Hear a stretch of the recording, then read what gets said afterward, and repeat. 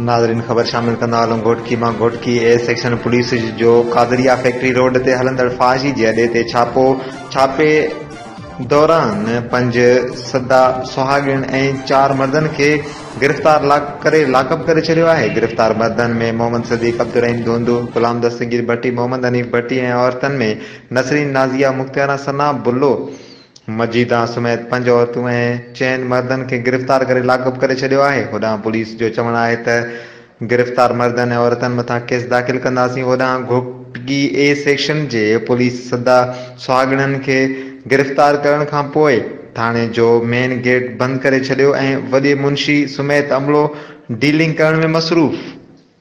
Like कयो असांजे video खे। वधीक मालूमात जे लाइ सब्सक्राइब कयो असांजे चैनल खे। बेल आइकन ते क्लिक कयो त जीअं ईंदड़ वीडियोस अव्हां ताईं वक़्त सर पहुची सघनि।